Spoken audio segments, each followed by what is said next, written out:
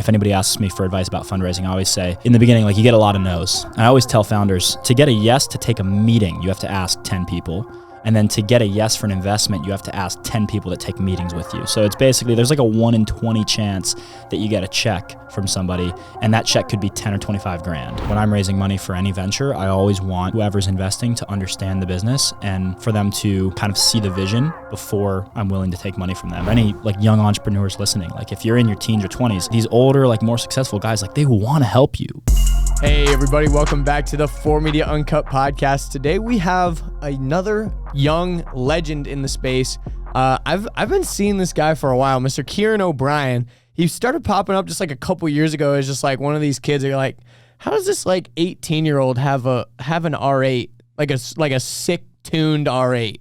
And then you start to dig down the rabbit hole and you're like, this kid just like figured it out earlier than everyone else. He's not really, I mean, he is doing something special. He's working super hard and he's figuring shit out, but like he just figured it out so much younger than like the average person. It's pretty insane. Definitely started super soon. It's cool to see because our automotive marketing side of our business, we actually were top competitors with Kieran. We're like the top 2 people in the space.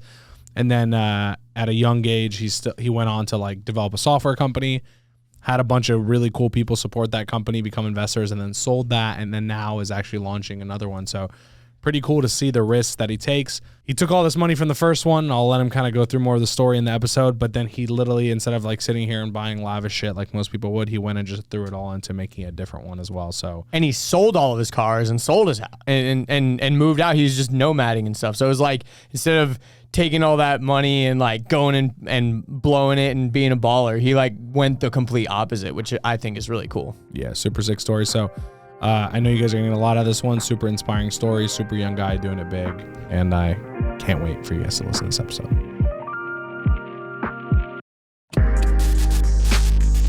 All right, Kieran O'Brien, welcome to the show, 4Media Uncut. Thanks for coming. So we want to just kind of start off with just a quick like elevator pitch of who Kieran is, what you're about, what you're doing right now, and then we'll kind of go back a bit. Yeah, thanks for having me, guys. So I'm Kieran. I'm 23. Started Holy a few fuck, business. you're still 23, yeah, bro? Yeah. I think you're like 25 or 26 at least. Yeah, no, I'm 23. I turned 24 in August, so a few more months. But sick. Yeah, I guess like serial entrepreneur would be like the best title. Started a few businesses, sold a couple. Always been kind of in and around marketing. Started my first company when I was like 16, doing marketing for auto repair shops actually. Made a couple pivots into random different like tangential industries since then, but always been a lover of cars and a lover of marketing, and have kind of tried to always combine those passions wherever I can. So. And you recently sold a company, right? What was that one called? Yeah. So I sold 2 companies recently. One of them was the bigger one, which was MediaKits.com. So that was a consumer SaaS platform for influencers and personalities and celebrities to basically compile all of their data from different social platforms onto like one clean interface. It's like their elevator pitch, essentially. Exactly. Yeah. So it gets updated like in real time. Yeah, real-time data from social platforms that an influencer can use to pitch brands is essentially what it was. Ran that company for about 1.5 years, almost 2 years. From start to finish, it was almost 2 years, but from launch to the day we got acquired was actually 11 months and 11 days. So it was a pretty fast exit. And that was that. And then I also bootstrapped a little like micro SaaS company that I sold a few months ago as well. Sick. So what makes you exit a company, especially that fast? Yeah, I mean, there's a lot of factors that go into it. I think for MediaKits, a lot of it came down to timing. There was a lot of things happening in the space. There was a lot of things happening in terms of like our growth at the time and our momentum. And so, you know, I've been asked a lot since the acquisition happened about, you know, should founders of companies build a company to sell it? And my answer's always been no, right? So if we look at MediaKits just from like a 10,000 foot view, it was kind of inevitable that it was going to get acquired because it was a tool and it was something that a lot of these larger companies wanted because it was kind of the perfect like top of funnel acquisition tool for, you know, a company like a marketplace company, for example, for influencers. So Casey and I, my co-founder, we weren't naive to the fact that it was the type of company that would probably get a lot of M&A interest. Like we knew that from day one. Yeah. However, And a lot of those bigger ones would probably just try to copy you too. right. And that's Because at the end of the day, like the concept is a really cool concept, but like once they kind of realize that was a huge need, like they could probably just go and like copy the exact same shit. yeah. I mean, we were the first ones to do it, and by the time we sold, Meta was rolling out a MediaKit product. Google, YouTube was rolling one out. That's sick. Yeah. So it was actually like I was doing social with a friend that he had a big YouTube channel, and we were looking like to do something like put together a media kit for sponsors, and we even found how annoying that shit was. Yeah. Like we're like, why is there no platform that you can just plug in all your social media profiles and it just kind of like makes like a Linktree type of page that just shows you like all your stats and stuff. We're like, how does this not exist? So, and that's the crazy thing about MediaKits. I had the idea when I was in high school in 2017. That's when I got the domain, and like I actually started the company. You had the domain that long? Yeah. That's sick. So I started the company back then too. Like I fully like made a business plan and even like hired a designer, did like a initial mock-up of it in 2017. Like I still have the email receipts from it. The thing is like, and I even called, like Casey and I had just become friends like a few months prior when I had this idea, and I called him. I'm like, yo dude, like I think there's an opportunity here to build like a software company around like influencer data. But number one, the industry wasn't ready for it. 2017 was still kind of like, influencer marketing was something that most brands weren't really doing yet. It wasn't really like a mainstream thing. It was kind of starting to rise in popularity. And then also I had no idea what I was doing when it came to software, and I didn't have any money when I was like a kid in high school. And so I was like, all right, you know, I'm going to go find something else, like a more cash cow type business, do that. And then maybe one day I'll start this MediaKits thing. And that day came, you know, almost 3 years later. So that's sick. So did the economy play a role into how fast you exited? Like, it was a really good time to buy. It was definitely a factor. Yeah, it was. We kind of saw the writing on the wall in terms of like potentially recession coming. Like a lot of companies in our space were getting down rounded. A lot of creator economy companies were just straight up going out of business, and we actually had we were about to raise another round of funding. Like we had a term sheet on the table, and we had a term sheet in one hand and an acquisition offer in the other hand. Walk me through a term sheet for people that don't know what that is. So a term sheet is like basically a contract you get from an investment fund or a VC that says we're willing to invest this amount of money at this valuation. Mm-hmm. So we had one. We had an investor that was ready to So invest a partial acquisition, essentially, in a way. It's like an investment into equity, right? Whereas exactly. Your other option was a full buyout. Full buyout. Yeah. And so Casey and I were sitting there looking at this, and it's like if we took investment, like we're locked in for another 3 to 5 years. Like we have to go and make sure that investor gets a return and that we continue to build the business versus this acquisition offer. We had an LOI in the other hand. We actually had got multiple LOIs for MediaKits, and this is the one that we felt like was the best one at the time. And so it was a really tough. It was summer of last year, so summer of 2022. We initially got the interest in like May, and then it became really serious in like June, July, and then we officially signed the paperwork on August 11th, I think, or August 12th, or something like that. And of last year? Yeah, of last year. So it was about 2 months of just like an insane diligence process, and then a lot of really tough conversations with myself and my co-founder Casey, and then the rest of our team and our investors. What was the tough part about those conversations?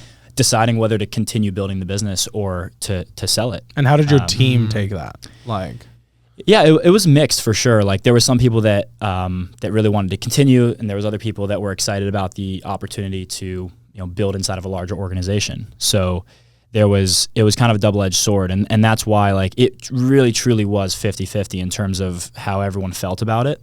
And ultimately Casey and I just had to like make the decision that made the most sense for the business, and we chose to sell.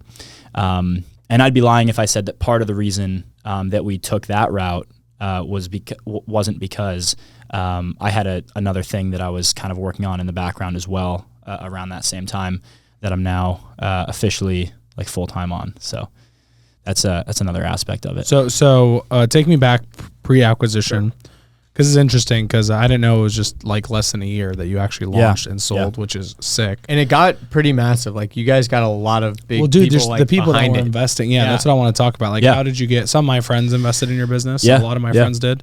How did that, like, what was that process like? Yeah. So I wrote a whole like Twitter thread on this, and the crazy thing is like nobody wanted to invest in the beginning. And raising money is a really interesting thing because it kind of happens in like a snowball effect. There's a lot of FOMO built into fundraising. So in the beginning, like you get a lot of no's. And I always tell founders, if anybody asks me for advice about fundraising, I always say for every one yes, to get a yes to take a meeting, you have to ask 10 people. And then to get a yes for an investment, you have to ask 10 people that take meetings with you. So it's basically, there's like a 1 in 20 chance that you get a check from somebody, and that check could be 10 or 25 grand. So if you want to raise $1 million, like do the math on that. How much outreach do you have to do? How many conversations do you have to close $1 million round of funding? Like we raised 1.4 for MediaKits, and it was just weeks and months of back-to-back, like 9 hours in a row of fundraising calls. With potential investors. And what did you guys have before that fundraising? Like what tangible, like their boots and their straps? Yeah, I was gonna say like what were those pitches like? Man, we really had we had a clickable prototype, but we didn't really have anything fully built. For MediaKits, I took kind of the opposite approach that you should take. Like everyone says, for an MVP, you should go and build something that doesn't look great and that just kind of like works in a rudimentary way. And that's what your MVP should be, right? Mm-hmm. I kind of intentionally, mind you, took the opposite route because a media kit in and of itself is kind of a visual product, right? Our competitors were like Canva and Photoshop. Like those were the tools that people were using that we were coming in and trying to get them to, and trying to come in and say, hey, don't use Canva, use us. So for us to come in with a poorly designed product and say that, like, no, it's not going to work. So we focused heavily on UI UX in the beginning and design rather than engineering and development. And so I spent 6 figures of my own money before we raised $1 from anybody else on UI UX design and really nailing the branding. And looking back, I think it was the right decision. Like in the moment, it felt stupid because risky. It was, for sure. Yeah, it was like the majority of my cash that I had back when I was like 19, 20 years old, building this in the early days, and I was like spending all my money on this thing that like I had no idea if it was going to work. And so basically once we ran out of money ourselves, Casey and I went and started fundraising, and that's we kind of had to. And then luckily, my business partner, Casey Adams, is super well networked, and we were able to go and get funding from some really influential people that helped perpetuate the brand even further. What got you that fundraising? I know you guys did like some events. You did a couple events or a few events. I don't know. I was like watching, keeping track. You did a few events. I know you probably had a lot of private conversations. Like, what was the biggest catalyst? And was all the fundraising pre-launch? Most of it. We raised like 80% of our round prior to launching. Okay. So we launched in August of 2021. We did like a big launch party in LA with like Wiz Khalifa and stuff. That's what it was. Yeah. Okay. So most of our fundraising was pre-launch, but yeah, we did get a lot of investor interest post-launch, of course. So, it was really just a matter of like, we were just DMing investors, asking for referrals from people. It was a grind. Who was the biggest investor? One of my friends actually angel invested the largest check. His name's Kevin Gordon. He put one of the largest checks in. We had a couple smaller venture firms, like Josh. My friend Josh Snow put in money. Josh Snow invested. Dan Fleischman put in money. Dan Fleischman invested. Josh Richards venture fund invested. Those are very well networked people. Yeah. Sure. Again, this is like a Shark Tank-ish question. Sure. What benefit did those investors bring outside of just money? Like, did you feel like they like really lifted the business overall? Because I think that's something that people don't take into account. They just a lot of times look at just the cash. Yeah. And I was on Shark Tank and we didn't air, but the strategy was like, I don't even give a fuck I don't need this money. It was just like, if I can work with this person, then their network is enough for me to 10x this business. Yeah. You know what I mean? How much did that play a factor into it? It was one of the biggest factors. We needed the money to an extent. Like we needed some money. We didn't need the full amount that we raised. We could have gotten by with way less, but we raised money from those specific individuals and even turned down money from other people because it's smart money versus dumb money. And I think any founder that's out there thinking about fundraising for any type of business, specifically in software, should think distribution first. Like 5 years from now, how are people going to find out about this product and why are they going to buy it, right? And if there's an investor, if there's a strategic investor that can help you bridge that gap between where you are today and distribution and sales, like that's what you should be focused on. So for us, we were thinking like, who has a massive influence over like the creator economy type audience. And so guys like Josh Snow, who pioneered influencer marketing in the oral healthcare industry, guys like Dan Fleischman, who have run influencer marketing campaigns for like every major celebrity on earth. Like those were the types of guys that we wanted involved, and even some creators like Josh Richards and so on and so forth. So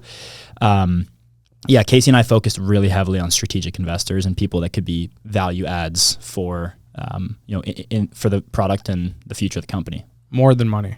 More than money, absolutely, yeah. Right, because you can kind of get a check from anyone, really. Yeah. Like, there's people big enough where like $100,000 is nothing, $1 million is nothing, but like how much value are they actually going to bring to the business? You're still going to have to pull all the weight. Yeah, and it's like investors that don't understand your business too can become a pain sometimes, because they're always they might be cynical. They're always asking questions about things, and they just don't understand it. And so I prefer, when I'm raising money for any venture, I always want whoever's investing to understand the business and for them to kind of see the vision before I'm willing to take money from them. Because, if you just take in a bunch of dumb money, then you're constantly just explaining yourself to people that don't really understand the product that you're building, and frankly don't really care, and they're just looking for a financial return. And the startup world is a grueling place, and it can be unforgiving, and a lot of times it doesn't work out. And so you want people that are going to be ride or die with you. I remember I was having lunch with Josh Snow in Arizona a couple weeks after he invested, and it was me, Casey, him, a couple other people. And I'll never forget this. He looks at me and he's like, "Kieran, if this doesn't work out and I lose all my money," he's like, I want you to know that we're going to do it. We're going to do it again. Like, we're going to go for round 2. He's like, "I'm all in because of you and because of Casey. I'm not doing this for like a return on my money." He's like, "I can put it in the stock market. I can put it in the S&P 500. He's like, "I'm here because I believe in you guys. So if this thing fails, like, I want you to know that you should go out and try again and do another at bat, and I'll have your back." So that's sick. Yeah. I bet that felt good. That's really sick. Yeah. So I think it's important for founders to find not only investors, but also business partners, supporters, even customers to a certain extent that are like that believe in you, that are kind of ride or die. Because there's a lot of ups and downs in business, as you guys know. Like, there's a lot of bad days. There's also a lot of good days, and you want to have people that are kind of consistent throughout. So it's a 3-piece question here. Sure. So take your time answering it. 1, I want to know like what your main tool of acquisition was for users on the platform. Yeah. 2, what was the pricing structure of the platform? How was it monetized? Yeah.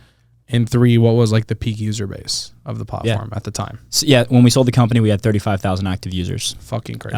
So that was like, we were getting all paying users or 35 active? No, 35,000. It was a freemium model. So they would sign up for a free account, and then they could upgrade to the pro version. Okay. Pro version is $19 a month, and then we also had an enterprise version for talent agencies, and they would pay like 4 or 5 figures a year on like an annual contract. So anywhere between like, on the low end, like $1,000 for the year, and on the high end, like $25,000-$30,000 for the year. Cool. And they would basically have like a dashboard of media kits for their entire roster of talent. Yeah. So that product actually did pretty well. That was kind of our pricing structure. And then acquisition was interesting. You're throwing me back. I haven't talked about MediaKits in like 6 months probably, because I've been fully like off social, haven't done like any podcasts or anything for like 6 months. But acquisition wise, Twitter was massive. We went viral on Twitter like multiple times, and TikTok as well. We had a TikTok get like 1.5 million views, and it was basically just like one of those voiceover ones where it's like the robot voice, and it was basically, "This is the media kit that Josh Richards uses to get brand deals with these brands," and it's literally just Casey on his laptop with his phone like this, and he's scrolling through Josh Richards' media kit, and that was it. And it, like 1.5 million views, thousands of comments, and that day we had like, I think like 10,000 like website visitors. Like, what the fuck? It just from TikTok. Organic's crazy. Yeah, organic. So you guys didn't run any ads? We ran some ads. I think it's just hard with freemium because you can't acquire money up front. In total, we spent like $40,000 on paid ads in the lifetime of the company. So nothing crazy. Nothing crazy. That's sick, dude. That's really cool. This is just this whole thing is like super interesting. I know you haven't talked about it in a while, but I appreciate you sharing that. Yeah, no worries. And then you exited August, right? Yeah, August, we announced it in September. Are those numbers public or no? They're private. The acquisition price? Yeah, they're private. Okay, cool. Yeah. So then now you're on a new venture. Yeah. Okay. What's that one called? So it's called ShopGenie. Okay. By the time you're listening to this podcast, it should be live. So shopgenie.io is the site. You're probably not a target customer if you're listening to this podcast, but Who knows? You'd be surprised. Maybe. We have a lot of shop owners in our audience. That's true. Yeah. So I don't know if you want me to go down this rabbit hole, but basically before MediaKits, I had a company called Shop Accelerator. It's not around anymore. But basically what we did was like lead generation for auto shops, primarily like ceramic coating and wrap shops. We had this one really pesky competitor called ForMedia. Stop it. We were the two alphas in the space. You know, everyone else was just like schmucks trying to compete. Yeah. So basically, for everyone listening or watching, Eddie and I used to be competitors. We had like my last company before MediaKits was basically exactly what you guys do at ForMedia for wrap and ceramic coating shops. Yep. And so it's kind of ironic, but yeah, that business basically we were using a white labeled CRM. And we were working with all these shop owners, and we'd always get the same feedback. We're like, "Hey, can you integrate with my shop management system? Can you integrate with my phone system? Can you do this and this and that?" And then because it's a white labeled system, white labeled software, it's like, "No, sorry." It's like we don't own the tech stack, so we can't do that. And it just got to a point where, number one, the market became really saturated. People saw what us and you guys at ForMedia were doing, and there's just rip-offs left and right, like so many. You know, it's my fault, bro. I fucked up. I'm in these agency groups. I always talk about this, dude. I know the day it happened. I'm in agency groups, and I'm just too kind, man. I give away everything, and someone was like, I think at the time in the auto department, we were doing like, I don't know, 150K a month or something like that, 100K, 150. I forgot what it was, but it was like, oh my gosh, like ForMedia hit this number, like with auto shops, like, or with a secret niche, like hop on in. we did this training for my friend's group, Joel Cap. You probably know Joel. Yeah. I did a training in this group, and it was like hundreds of people showed up to this live call. And I was like, yeah, we're doing it for this auto shop niche, high ticket wraps, ceramic coating, like $1,000 plus jobs minimum. Yeah. Blah, blah, blah. And I was like, this is it. So you got to find a niche. And I was like trying to make a lesson out of it that you should like find something with these metrics. And they just copied it. They just straight ripped it. The next day, I swear to you, the kid that asked me a question on the Zoom call, like the level of disrespect people have, he asked me a question on the Zoom call, like face to face. Yeah. I looked at his name. I remembered it. Next day, runs an ad in his name. It's a screenshot of our ad, cropped. So it was a really genius ad. I ran an ad of like a fully booked calendar, essentially. Yeah. And I was like, you know, make your calendar look like this kind of thing. And it was the same. He took the same thing and just changed like the headline to purple instead of like white. Yeah. And ran the same. Even like the names on the calendar was the same. Like, oh my. And our clients started messaging me, hey dude, like, is this you guys? Like, this is the same ad. Cause we were running the ad for like a month, and I showed it on the Zoom call and everything. I DM'd the dude. I'm like, bro, come on, man. Like, I'm fucking trying to help you out here. You can't just fucking rip my shit. At least do something different. Like, at least it's like, brutal, man. Put a little thought into it. And now there's like fucking 100 of these kids. They're all in like high school running around trying to like sell auto shops on shit. Yeah. Yeah, man. It's like we had the same thing. Like, we had to send multiple cease and desists. Like, it was brutal. We had people ripping our landing page copy, ripping our ads, ripping our creative, like everything. Yeah. Dude. And we paid like a lot of money for that stuff. Like, we did everything from scratch. Like, same. Like, our entire team is in house just building shit. Yeah. Yeah. How much and then time? next day someone just rips it. Yeah. People have no idea how long it takes to get your SOPs and everything dialed, and then someone just like comes to like a training and they just rip everything. But it's not okay. There's two ways to look at it too. If our business is so weak that someone else can copy it in a day, right? We deserve to go under at the same time, right? So there's two ways to look at it at the same time. That being said, this was a different situation because I gave them value to help them, right? And then they straight like, it's like me being like, hey, here's how you go like kill an animal to eat it at night and feed your family. Here are the tools, and then like I turn around, they just like stick them in my back. I'm like, bro. Like, what the fuck is that? You know what I mean? It's just disrespectful shit, dude. So that's why I was pissed off. Yeah, no, we went through a lot of the same stuff. It's like, you know, and I've been in like the agency space for a while too, so I know how it goes. It's like there's these like cycles, and people just, they jump on the fad, it stops working because everyone's doing it, and then it's the next thing. And like, yes, Shop Accelerator was pretty successful. Like, we had a couple 6-figure months. It was great. But to throw it back, like when I was 16 years old, I was working in auto repair shops. And so for anybody watching or listening, there's a big difference between an auto repair, like mechanic shop, and an auto, what we call restyling shop, which is what we worked with at Shop Accelerator, which is wraps, window tints. High ticket. Higher ticket stuff with great margins. And so basically what happened is like early in my career, I was working with auto mechanic shops just as like a consultant basically and running some paid ads and doing some lead gen. Got out of it, went more into the e-commerce route, and then I came back and started Shop Accelerator. We actually worked with a couple like mechanic shops. We're like, it's too complex. It's way easier to sell ceramic coatings and wraps and window tints. 2 wraps a month and you've paid for yourself. Exactly. And like it's a pretty simple like service to understand. You're like, okay, I understand how ceramic coating works, and I can help all of these people sell ceramic. There's more to it than that too. Like, because we worked with mechanical shops too. Yeah. And like, what are you gonna do, bro? A free oil change? Like, how are you gonna get someone in the door to your shop over someone else's? Because it's like a doctor. Yeah. It's like if you've been going to the same doctor for 5 years. Yeah, like what is going to make you go to another doctor? I feel like it's like the same type of marketing you have to do as like a personal injury lawyer or something. You just have to like put yourself everywhere. So when someone gets hurt, they're like, I'll call that guy because I see his ads all the time. Or like the only time you really, at least for me, the only time I really change shops is when I change cars. Yeah. Like if my Altima is being serviced by the same dude over and over, I'm not going to go switch shops. He's going to make a good price. But then I get an M5. I don't fucking trust the dude who's working on my Altima for an M5. I'm going to go to a BMW specialized or German specialized shop. You're so right. You know what I mean? So it's want versus need, right? And so, and for, like entrepreneurs out there, like you got to understand, like there's the richest man in the world right now is Bernard Arnault, the founder of LVMH. He sells want, not need, right? And there is a place in the market. He's the richest man in the world. Yeah, he overtook Bezos and Musk recently. Yeah, what? Really? Yeah. Damn. At the time of this recording, in what is it, March or April 2023.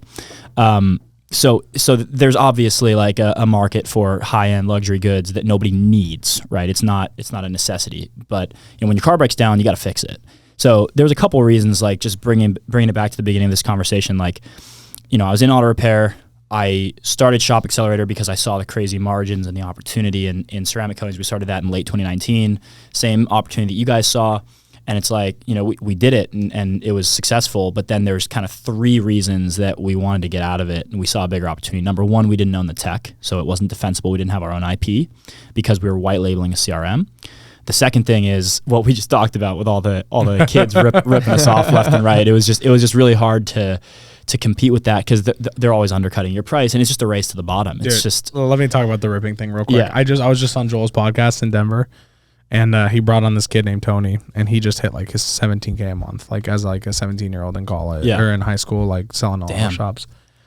And he's like, bro, everyone's copying me. I'm like, he's like, bro, I got like 100 kids copying me trying to do auto shops. He's like, but they don't know. I copy you. He's like, you're the real guy getting copied. He's like, they're just copying the second copy. That's amazing. I was like, fuck you, Tony. Fuck you. Dude, that's like how I remember back in the day, I was like, whose Facebook course is the one that everyone else took? I'm like, I want the top guy that everyone else learned from, not this fucking kid.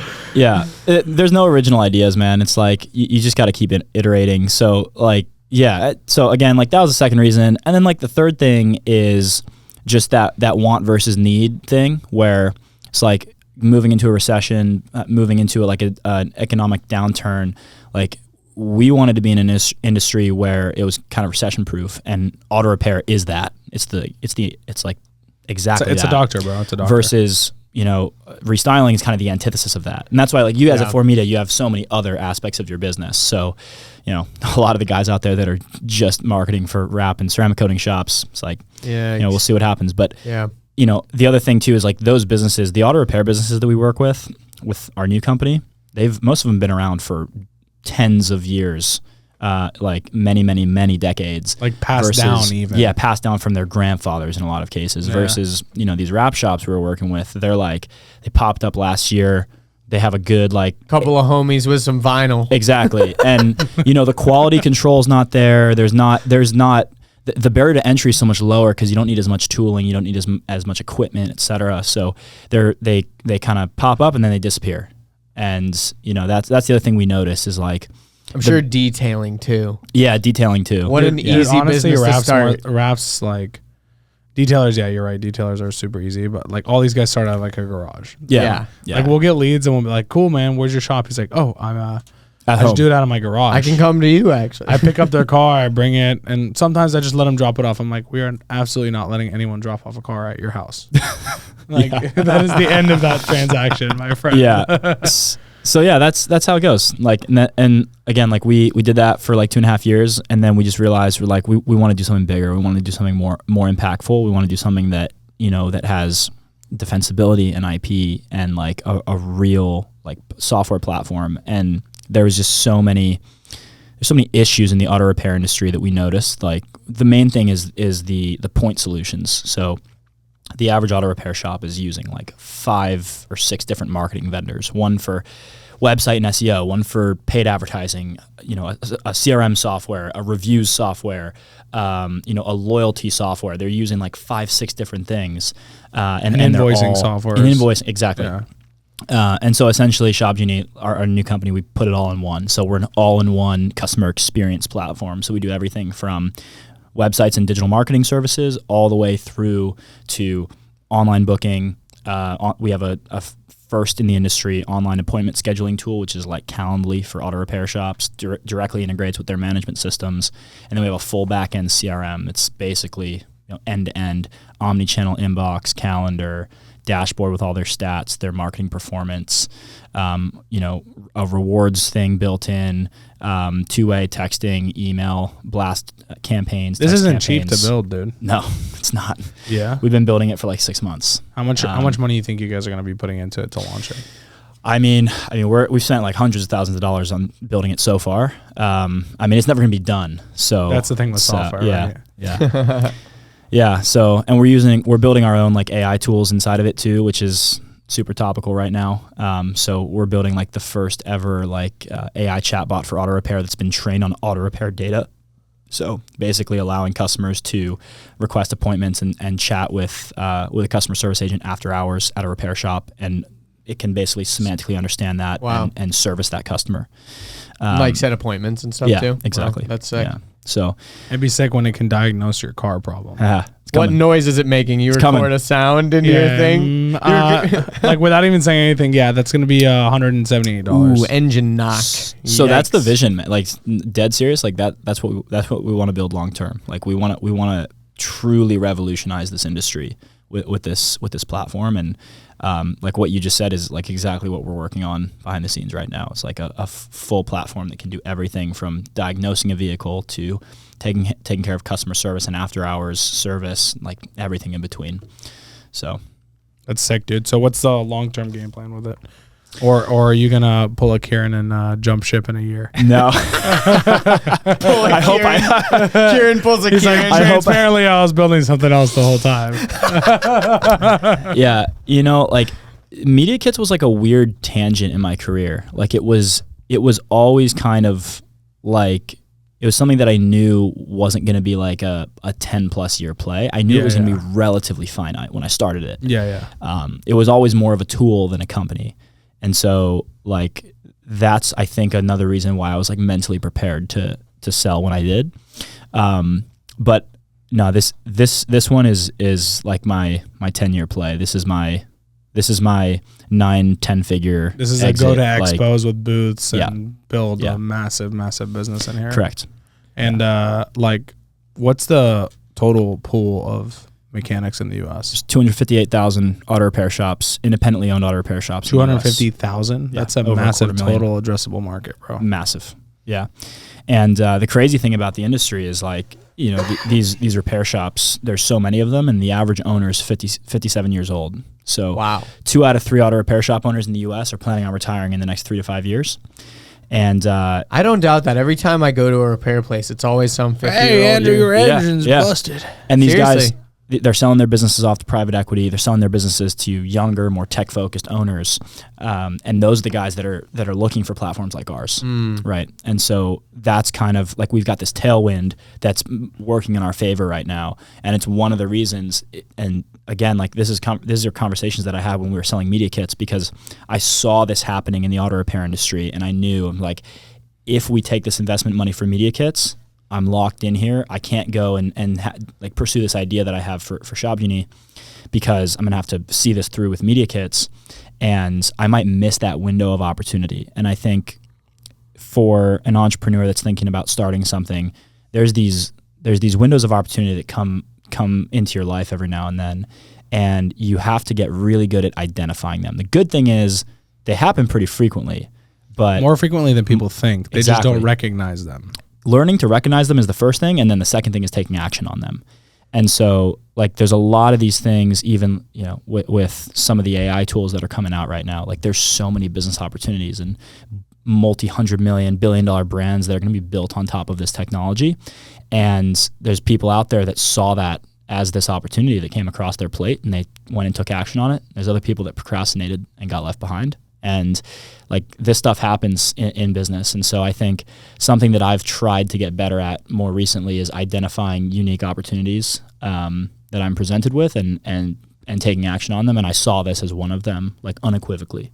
You know, it's a very important skill set to recognize these. And I'll tell you, immature entrepreneurs or even intrapreneurs, like people who don't own their own business but operate in someone else's business and get treated like a business owner inside of it. Yeah. A lot of times if you're immature, not like mentally, but like in that space, you don't recognize opportunity. And so when you do recognize it, you think they're so infrequent that you take a wrong one, thinking that it was infrequent and you need to take this chance, as opposed to the opposite. I feel like this is where I'm at. I recognize so many opportunities, and part of it is because, like, I get so many more opportunities now, obviously, but I recognize so many more opportunities, and I see how much more frequent they are, which allows me to say no to so many, knowing that there's always more, as opposed to like this scarcity mindset of opportunity. Like, dude, if I don't take this shot right now, I might not have another one for 10 years. You know what I mean? Which I think is how a lot of people think. And it's because their lack of recognition of those opportunities that are available in front of them, which, I mean, makes a good or bad businessman, honestly, at the end of the day. Absolutely. In business, the vehicle that you choose is everything. Like, choosing the right vehicle and choosing a business opportunity in a market that can withstand the type of aspirations that you have for yourself is half the battle, right? So, like, picking something that you're not going to get tired of, picking something that has the opportunity to scale to, you know, $1 billion+ dollars. Like, I think that's a really important part of the thought process for somebody that wants to build something for 10, 20, 30 years, right? If you want to just build something quickly and flip it, like, cool, you can build whatever. There's always somebody that's going to be willing to pay a couple $1 million for something that you just slap together and try to flip. But if you want to build something that's truly impactful, that has hundreds of employees, thousands of employees, that changes the world truly, or changes the face of an industry, there's a lot more thought that has to go into it. A lot more passion too. Yeah. Like, you got to, like, feel it, because you're going to just get passed by someone who does. Absolutely. Yeah. Yeah, I have a friend who I'm not going to name him because he wouldn't want me to say this about him, but he always he calls me always frustrated, and he's like, bro, I fucking just got off a call with a billionaire. I'm fucking way smarter than this guy, bro. I'm in the wrong industry, bro. I'm in the wrong vehicle, man.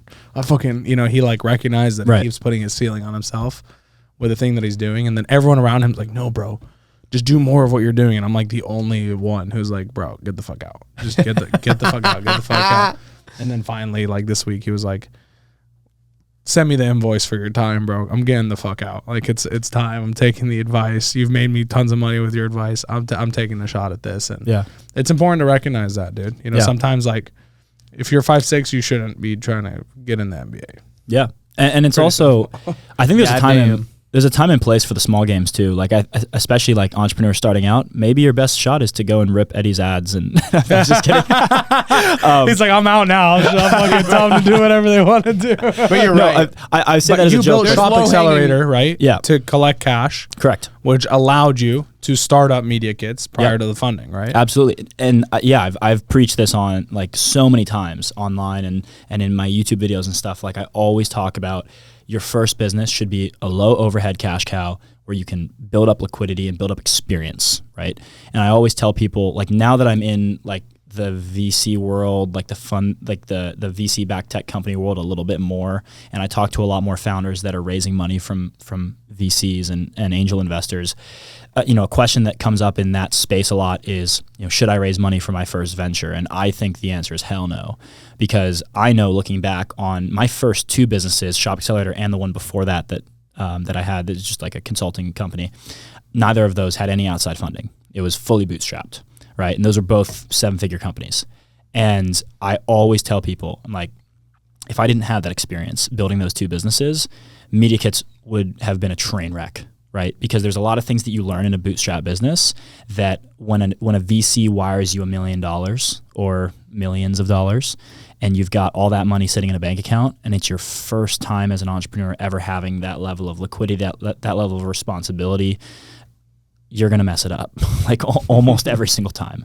Having to work for every single thing that you get in a bootstrap business, and like I know, like you guys here at 4Media, like look what you guys have built with like fully bootstrapped. I'm assuming, Fully right? bootstrapped, yeah. So it's like the business principles. The money went back into the company, right? But yeah, fully bootstrapped. Yeah. The business principles that you learn in building a bootstrap business from the ground up. Like I remember when I was 17 years old, starting my first company, and I was like negotiating on the phone with Vistaprint for my business cards to get a discount. It's like not like these guys, these like 17, 18-year-old founders that are going out and raising millions of dollars from Andreessen Horowitz from day one for their very first business idea, just because they have, because they got into Stanford. It's like they don't have the same, they're not looking at things through that lens. And so the financial discipline, the leadership. It's reckless. Right? Keeping your business lean. Exactly. Yeah. The best of both worlds, in my opinion, is a founder that has experience bootstrapping a business, but has access to capital and can do both responsibly and run a VC-backed or investor-backed business with the kind of the mindset and P&L of a bootstrap business. I think that's the perfect combination, having a bunch of money and not needing it. I'll add one more thing to it, and has a corporate background as well. So something I wish I did in Lifetime Fitness when I was there was learn a lot more about their systems and processes, reporting, how they manage teams at a higher level. I was so just stuck in my club that I didn't like zoom out and look at like a regional level, at a national level. How are they managing things? How are KPIs being met in different departments? Like those are things I look back and I was like, if I had the awareness, because I was the number 1 salesperson in the whole company. What did you do at Lifetime? I was a salesperson. Dude, my first job was at Lifetime. No way. So, yeah, I was a lifeguard. Dude, I also worked at Lifetime. Dude, we met at Lifetime. No way. Yeah, that's cool. Yeah, my first job, I was a lifeguard at Lifetime Fitness. Anyway. My business partner's first job was a lifeguard at Lifetime too. No way. Yeah. So we're all Lifetime crazy. squad here. Dude, that's how it all starts. Yeah. And honestly, they did a great job at culture. Like we had to learn all the core values and like these are things that went over my head. Like when I started my own company, I wasn't like, okay, we need core values. Dude, I remember sitting in the office right. my first week at Lifetime, reciting it. I was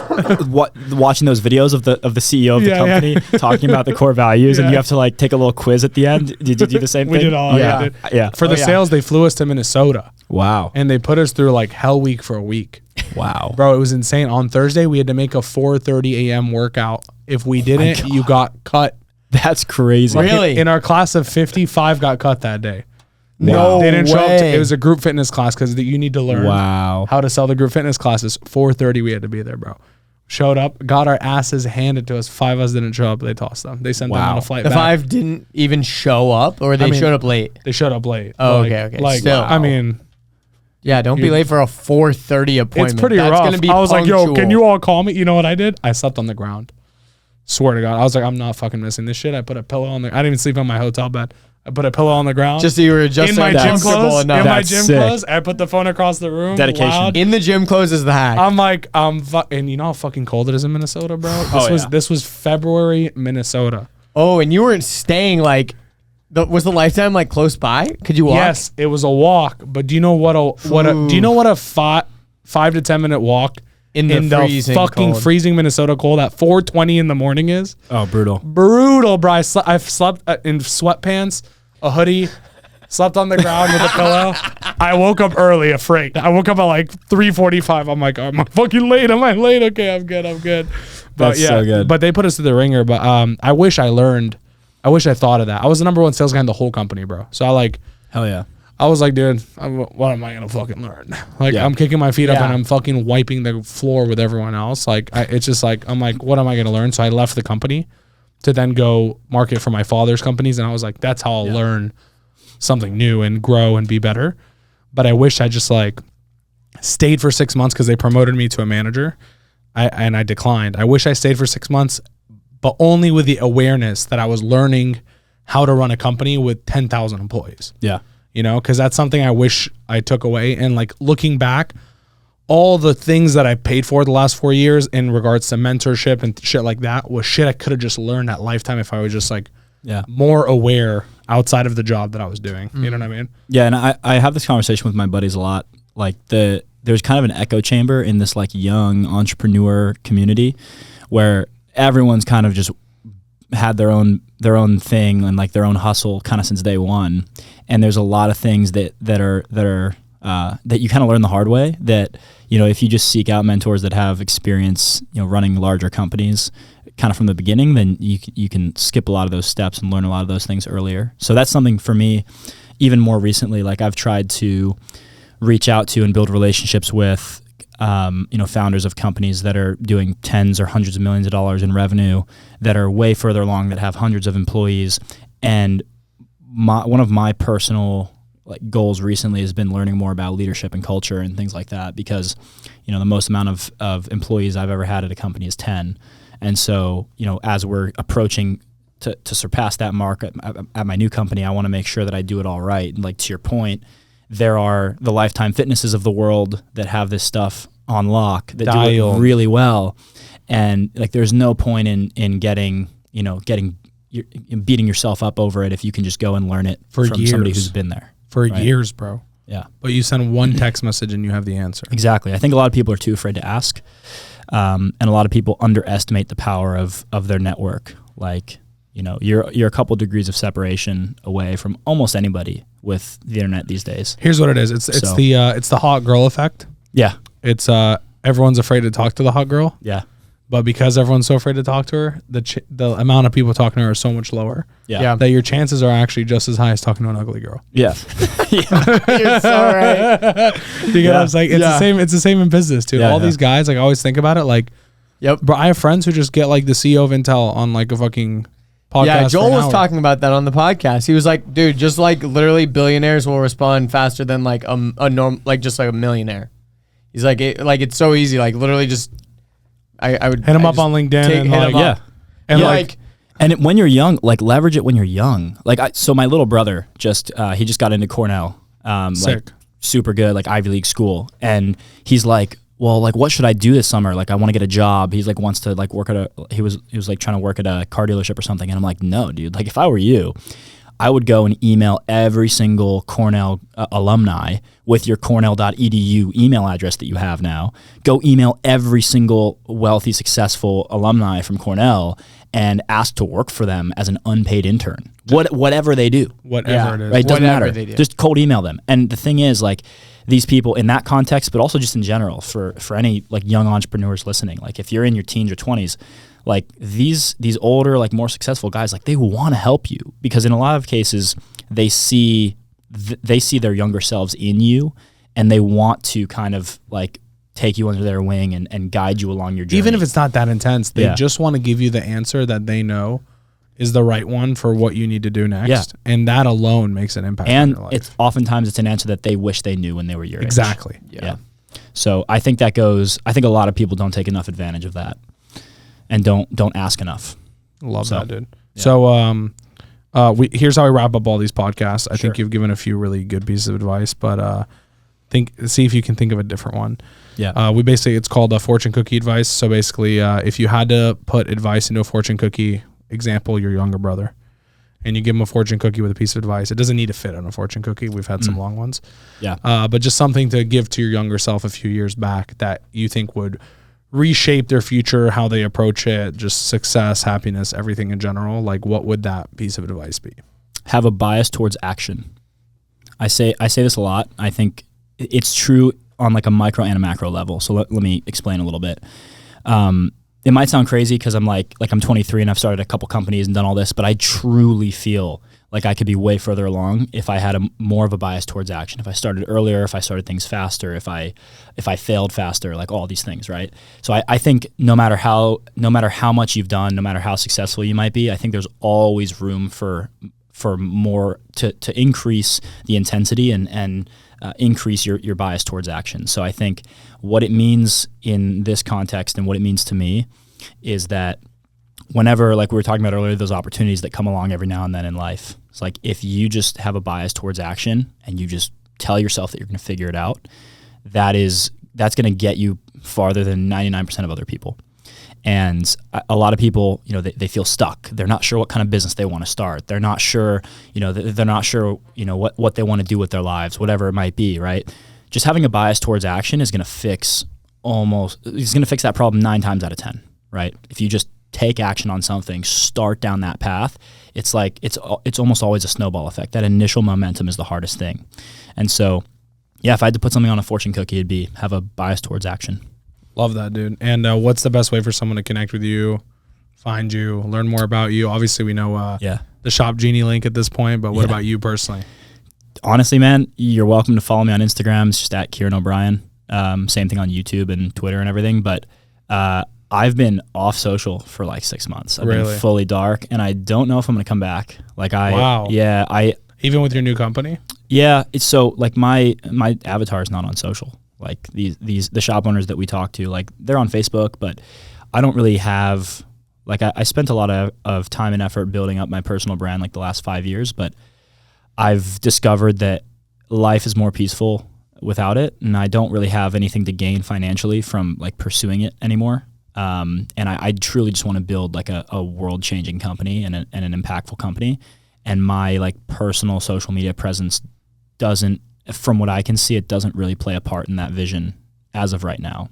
Maybe I'll come out of hibernation eventually, but to be honest, this will probably be one of the last podcasts I do for like a while I'm building this next thing. So that's sick, dude. Well, thank you for gracing us with your presence. Anytime. I know are you still in Arizona? Yeah. Well, you're out for Georgia for some business, and you're supposed to have a rental car. And you did it, so you Ubered across fucking Narnia to get here and I shit. did. So we'll go for a ride in the Lambo after this. I want to check it out. Congrats on that, by the way. Thank you, bro. Much appreciated. Thank you for gracing us with your presence, and I wish you best of luck in this next endeavor. And I think it's going to be something massive for the Thank you, brother. Thanks for having me, guys. Thanks. Oh yeah.